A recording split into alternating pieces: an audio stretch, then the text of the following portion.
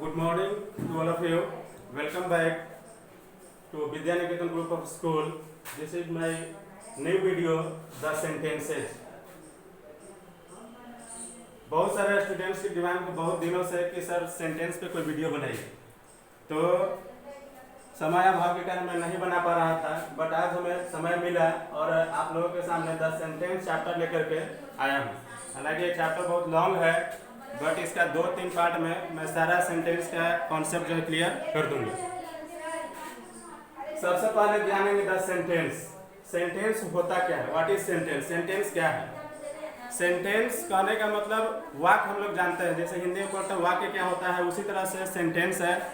Sentence एक word भी होता है और एक ग्रुप ऑफ वर्ड भी होता है, दोनों होता है। एक वर्ड भी होता है, ग्रुप ऑफ वर्ड भी होता है, दोनों होता है। ठीक है, मतलब एक वर्ड से भी सेंटेंस का निर्माण होता है। जैसे मान लीजिए हम कहें कम, कम मीन्स आओ, सेंटेंस हुआ है। गो, गो मीन्स जाओ, यहाँ भी एक सेंटेंस हुआ ना। तो यहाँ पर देखेंगे सेंटेंस का डिफाइन वगैरह कि व्हाट इज सेंटेंस। सेंटेंस क्या है? कह रहा है कि वर्ड और a group of word, a word और ए ग्रुप ऑफ वर्ड, मतलब एक शब्द या शब्दों का एक समूह, that put together in a certain order, जिसको क्या किया जाता है, एक निश्चित क्रम में रखा जाता है, and gives a complete sense, और वह एक पूर्ण अर्थ देता है, तो हम उसे क्या कहते हैं? सेंटेंस कहते हैं। शब्द या शब्दों का वह समूह जिसे एक निश्चित क्रम में रखा जाता है और जिसका कोई पूर्ण अर्थ निकलता है, उसे हम क्या कहते हैं? सेंटेंस कहते हैं। जैसे मान लीजिए कि दिस इज अ बुक, तो दिस इज ए बुक या ग्रुप ऑफ क्या है? वर्ड है, और इसी सारे वर्ड को मान लीजिए हम लिख देंगे बुक इज दिस ए, कोई वर्ड, कोई अर्थ निकलेगा? नहीं निकलेगा। तो वैसा वर्ड का ग्रुप होना चाहिए जिसका कोई अर्थ निकले। ठीक है, आगे हम लोग देखेंगे how many kinds of sentence. Sentence जो है वह कितने प्रकार के होते हैं। तो कह रहा है there are 5 types of sentence. Sentence जो कितने प्रकार के होते हैं? 5 प्रकार के होते हैं। पहला है, देखिए, एसर्टिव। पहला क्या है? एसर्टिव या स्टेटमेंट या डिक्लेरेटिव। देखिए वो तीनों का नाम सेम है। अगर आप एसर्टिव पढ़ के जा रहे हैं, कोई स्टेटमेंट के नाम से भी पूछेगा, कोई डिक्लेरेटिव के नाम से भी पूछ सकता है। ठीक है, तीनों सेम चीज है। ऐसा नहीं कि हम डिक्लेरेटिव जानते हैं तो स्टेटमेंट को नहीं जानते हैं, स्टेटमेंट जानते हो तो एसर्टिव नहीं। तीनों नाम सेम है। तीनों का हिंदी होता है स्वीकारात्मक वाक्य। स्वीकारात्मक वाक्य, इसका डिफाइन देखेंगे अब क्या होता है। तरह की sentence that gives a statement, a sentence that gives a statement is called assertive sentence या डिक्लेरेटिव सेंटेंस या स्टेटमेंट सेंटेंस। एक वैसा वाक्य जिससे किसी कथन का बोध होता है, या किसी के सामने हम लोग कुछ कहते हैं, कहें कि राम के पास एक पुस्तक है, सीता के पास एक घड़ी है। एक सिंपल सा वाक्य है, और वाक्य अफर्मेटिव में भी हो सकता है, निगेटिव में भी हो सकता है, दोनों में हो सकता है। ठीक है, इसी कारण जो असर्टिव सेंटेंस है, देखेंगे इसको, इस असर्टिव सेंटेंस को 2 भागों में बांटा गया है। कह रहा है कि there are 2 types of assertive. There are 2 types of assertive. Assertive जो सेंटेंस है वह 2 प्रकार के होते हैं। कौन कौन होते हैं? पहला हो गया अफर्मेटिव। अफर्मेटिव मतलब स्वीकारात्मक वाक्य, और दूसरा हो गया निगेटिव। निगेटिव जिसमें किसी न किसी तरह का नकारात्मक बोध होता है। ठीक है, तो अफर्मेटिव में जैसे देखिए दिया गया है एग्जांपल में, I have a car, I have a car. Affirmative sentence में क्या बताएं कि जिससे कोई स्वीकारात्मक बोध होता हो, जिस सेंटेंस को बोलने से किसी भी तरह का कोई निगेटिव का भाव न हो, वह सेंटेंस क्या होगा? अफर्मेटिव होगा। या स्टेटमेंट या सॉरी असर्टिव क्या है? टाइप है। और दूसरा है निगेटिव। निगेटिव का है कि I have not a car. देखिए यहाँ पे क्या आ गया? नॉट आ गया है ना। नॉट का मतलब निगेटिव। अगर सेंटेंस में नो आ गया, नॉट आ गया, तो नो या नॉट आ गया मतलब समझ लीजिए वह सेंटेंस निगेटिव है।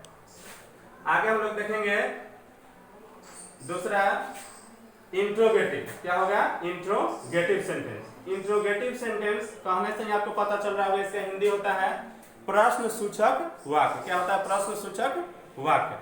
अब प्रश्न सूचक वाक्य होने का मतलब क्या हो गया? कह रहा है कि a sentence that used for ask a question, a sentence that used for ask a question is called interrogative sentence. एक वैसा सेंटेंस जिससे जो है किसी न किसी प्रश्न के पूछने का बोध हो। A sentence that used for ask a question is called interrogative sentence, है ना।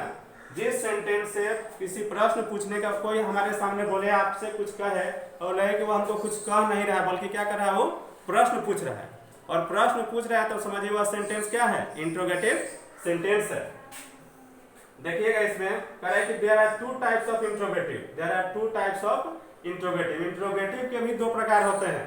प्रश्न पूछने का दो तरीका होता है, एक पूछते हैं हम लोग हेल्पिंग वर्ब की सहायता से और दूसरा पूछते हैं वो WH की सहायता से। ठीक है, सेंटेंस कभी भी दो तरह से होता है interrogative sentence. Yes no question, पहला करा है कि yes no question. Yes no question मतलब जिस प्रश्न का रिप्लाई यस या नो में देते हैं। ठीक है, और यस इस सेंटेंस में खासियत है, खासियत यह है कि यह सेंटेंस हमेशा जो है ऑक्सिलियरी वर्ब से शुरू होता है।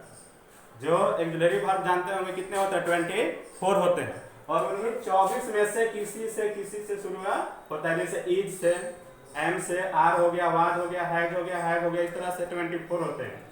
और इन 24 में से कोई भी वर्ड यदि किसी सेंटेंस के पहले आकर के यदि प्रश्न पूछ रहा है तो समझिए कि वह सेंटेंस क्या है, यस नो क्वेश्चन। देखिए कैसे जाने कि यस नो है, यस नो इसका नाम क्यों पड़ा, तो हम कह रहे हैं कि इज दिस ए बुक। आपके सामने हम कुछ दिखाएंगे, कहीं इसको मान लीजिए दिखाते कहीं इज दिस ए बुक, अब क्या आंसर दीजिएगा, यस या नो। अगर बुक है तो कहिए यस, अगर नहीं है तो नो, है ना।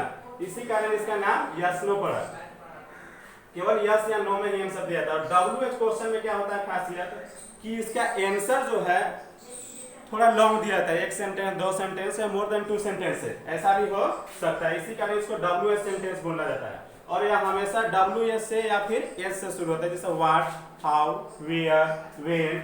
जैसे यहाँ पे देखिए what is this, what is this मतलब कर रहा है कि यह क्या है। अब इसका आंसर हम लोग यस या नो में तो नहीं देंगे, नहीं देंगे, क्योंकि व्हाट इज दिस तो क्या बोलेंगे, यस, नहीं बोल सकते हैं। व्हाट इज दिस तो बोलेंगे नो, यह भी नहीं बोल सकते हैं।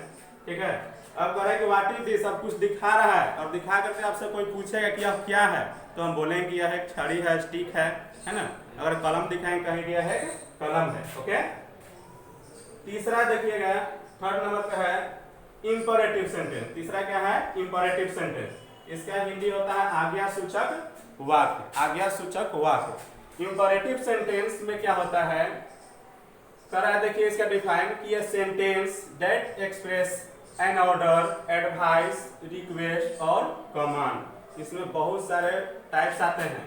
इसमें एक सेंटेंस से ऑर्डर का भी बोध होगा, किसी से एडवाइस को ऐसा बोलेगा और लगेगा कि उससे वो हमको क्या कर रहा है, एडवाइस दे रहा है, या फिर रिक्वेस्ट भी हो सकता है, या फिर कमांड। कमांड जो है ये ऑर्डर का सिमिलर होता है, ऑर्डर और कमांड में सिमिलरिटी होती है बट उसमें डिफरेंस भी पाया जाता है।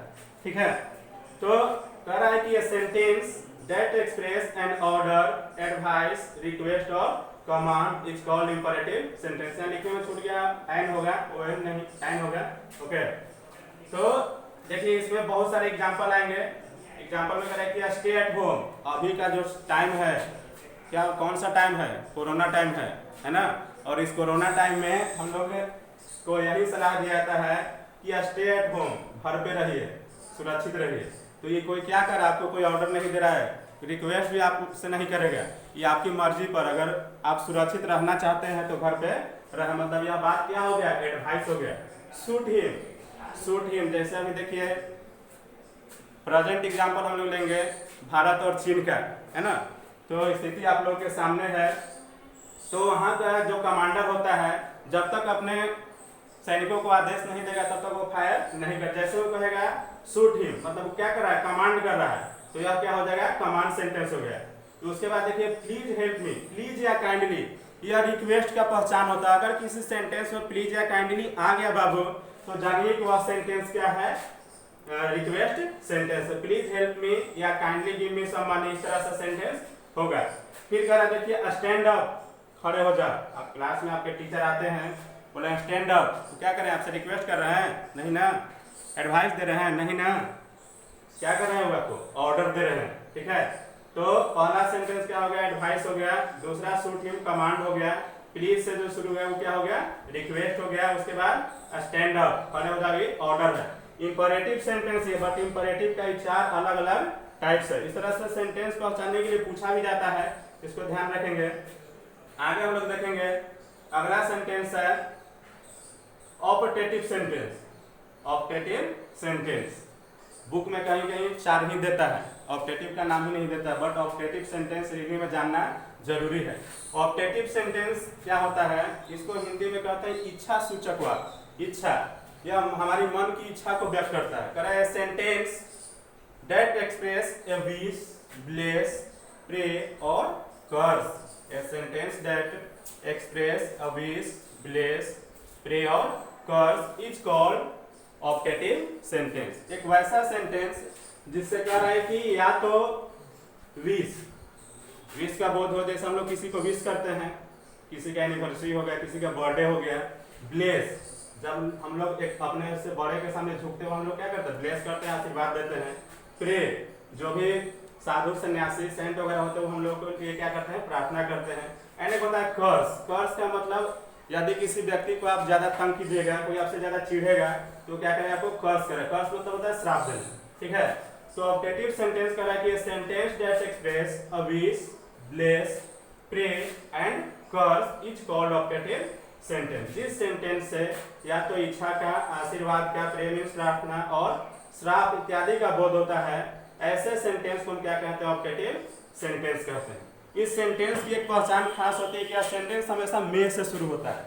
ऐसे मे हेल्पिंग वर्ब भी है, ऐसे देखने में कभी कभी अगर इसके सेंटेंस के अंत में ऐसा इंट्रोगेटिव मार्क्स हो जाता है तो यह सेंटेंस इंट्रोगेटिव होगा, यही इसका पहचानने का नियम है। बट ऑप्टेटिव सेंटेंस हमेशा मे से शुरू होगा और इसके अंत में एक्सक्लेमेटरी मार्क्स होता है। एक्सक्लेमेटरी मार्क्स मतलब एक खड़ी पाई और नीचे में डॉट होता है, बिंदु होता है, ठीक है। तो मे गॉड ब्लेस यू, इसको कोई भी गॉड ब्लेस यू भी बोलता है, सेम बात है। उसके बाद कह रहा है may you die from cold. आप देखिए यहाँ पे तो मे गॉड ब्लेस यू, भगवान आपको भला करे, भगवान आपको खुश रखे, ये आशीर्वाद के रूप में आपको कह रहा है। बट यहाँ पे कह रहा है कि may you die from cold. अपने आसपास में अगर कभी कभी देखे होंगे, अपनों से बुजुर्ग व्यक्ति को कभी कभी कोई तंग वगैरह करता है तो गुस्से में श्राप दे देता है। यहाँ पे वही कह रहा है कि भगवान करे तुम कोलरा से मर जाओ, है ना। तो यह क्या है, श्राप है। पांचवा सेंटेंस देखिएगा, पांचवा क्या है, एक्सक्लेमेटरी सेंटेंस। एक्सक्लेमेटरी सेंटेंस या लास्ट सेंटेंस है। इसमें कह रहा है कि a sentence that express some sudden feeling और इमोशन। सडन फीलिंग, सडन का मतलब होता है क्या, अचानक। अब कहीं भी जाइए घूमने के लिए, सपोज जाते हैं और बहुत ही अच्छा एक सीन मान लीजिए आप देख लिए, ठीक है। बहुत ही अच्छा जब सीन देखिएगा तो अचानक से आपके मुंह से वाओ, अमेजिंग, ऐसा कोई वर्ड निकलता है ना। तो वह अचानक निकलता है और उसी चीज को जब घर पे आकर के बताइएगा तो वहां पे आपको बोलने का तरीका जो बदल जाएगा, ठीक है। तो यहाँ पे कह रहा है कि sentence that express some sudden feeling और emotion is called exclamatory sentence. एक वैसा सेंटेंस जिससे मन की अचानक भावनाओं का व्यक्त होता है ना, वैसे सेंटेंस को हम क्या कहते हैं, एक्सक्लेमेटरी सेंटेंस कहते हैं। जैसे व्हाट एन आइडिया, मान लीजिए कि आप कुछ सोच रहे हैं, ठीक है, और आपके दिमाग में कुछ वैसा नहीं आ रहा है, कोई अगर आसपास या दोस्त अगर कोई बता दिया तो आप बोलिए कि वाओ व्हाट एन आइडिया, क्या आइडिया है। अलास ही इज नो मोर, कोई सैड न्यूज वगैरह सुनते हैं, अलास का मतलब दुखद, ही इज नो मोर, है ना, वह अब इस दुनिया में नहीं रहा, यह भी सैड न्यूज है ना। वाओ इट्स अमेजिंग, है ना, कोई अपने से इच्छा से परे चीज जब देखते हैं तो वाओ ऐसा निकलता है। कुछ अच्छा चीज खाते हैं ना तो खा करके देखिए, वाओ डिलीशियस, है ना। उसके बाद कह रहे हैं कि how fast he runs, how fast he run. देखिए अभी डब्ल्यू से शुरू हो रहा है बट एक्सक्लेमेटरी सेंटेंस है। कह रहा है कि हाउ फास्ट ही रन्स, मतलब वाह वह कितना तेज दौड़ता है। कोई धावक है जो एकदम हवा के जैसा दौड़ रहा है तो उसको देख करके अचानक ही आपके मन से ऐसा आवाज निकलेगा, ठीक है। तो ऐसे सेंटेंस को हम लोग क्या कहते हैं, एक्सक्लेमेटरी सेंटेंस कहते हैं। तो यह जो आज का वीडियो था हमारा पूरा सेंटेंस का डिफाइन था। इससे रिलेटेड और भी वीडियो हमारे नेक्स्ट वीडियो में आएगा और वह होगा ट्रांसफॉर्मेशन ऑफ सेंटेंस, जो कि आप लोगों के लिए बहुत ही इंपॉर्टेंट होगा, ठीक है। तो आज हम अपना वीडियो यहीं पे स्टॉप करते हैं। Thanks to all.